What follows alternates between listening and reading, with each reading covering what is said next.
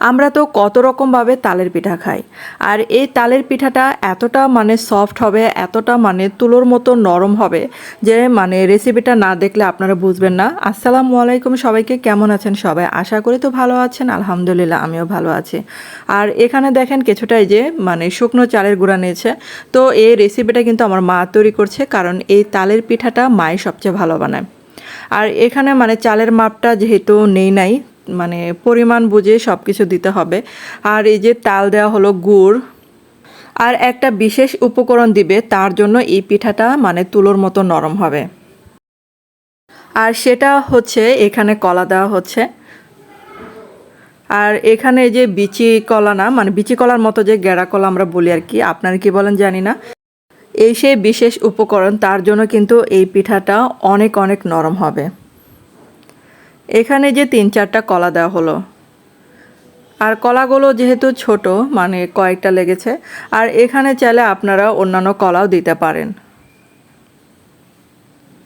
এখন এই যে সমস্ত উপকরণগুলো ভালো করে মিশিয়ে নিতে হবে। উপকরণ কিন্তু শেষ হয় নাই, আরও বাকি আছে। এখানে যে 1/2 কাপ দেওয়া হলো চিনি, এখানে কিন্তু গুঁড়ো দেওয়া হয়েছিল। তারপর এই যে 1 চা চামচ বেকিং পাউডার দেওয়া হলো। আর এখন এই যে কিছুটা পানি দেওয়া হচ্ছে। আর এই যে 1 কাপের মতো নারকেল কোরানো ছিল ফ্রিজে, ফ্রিজ থেকে নামিয়ে দেওয়া হলো।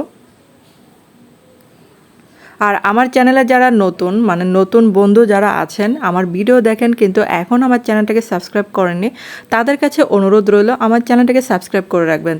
আর পাশে যে একটা বেল বাটন আছে সেটা ক্লিক করে রেখে দেবেন, তাহলে আমার প্রতিদিনের ভিডিও নোটিফিকেশন চলে যাবে আপনাদের কাছে সবার আগে। আর এটা কিন্তু ঢাকনা দিয়ে ঢেকে রেখেছিল 10 মিনিটের মতো। তারপর এই যে এখানে ডুবো তেলে ভাজা লাগবে। আর চুলার আঁচটা কিন্তু একদম মিডিয়াম আঁচে রাখতে হবে।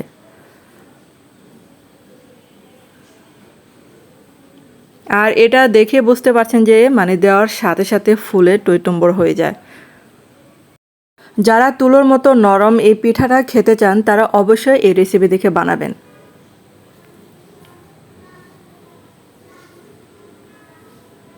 আর চুলার আঁচটা কিন্তু মিডিয়াম আঁচে রেখে ভেজে নিচ্ছে।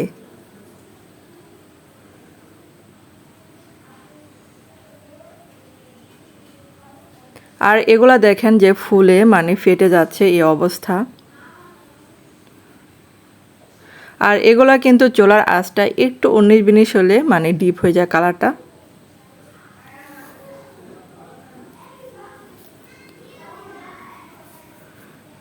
তো এটা কিন্তু হয়ে গেছে, তো চুলা থেকে নামিয়ে ফেলছি এখন। আর এভাবে তালের পিঠা করে খেয়ে দেখবেন যে কতটা মজার হয়। যারা এখনও খান নাই তারা অবশ্যই ট্রাই করবেন, এবং কলা দিলে দেখবেন যে অনেক অনেক সফট হয়, তুলোর মতো নরম হবে এই পিঠাটা। তো আমার মা কিন্তু প্রায় তেলের পিঠা বানালে এই কলাটা ব্যবহার করে। তো ধন্যবাদ সবাইকে এতক্ষণ আমার ভিডিওটা দেখার জন্য। ভালো থাকবেন, সুস্থ থাকবেন।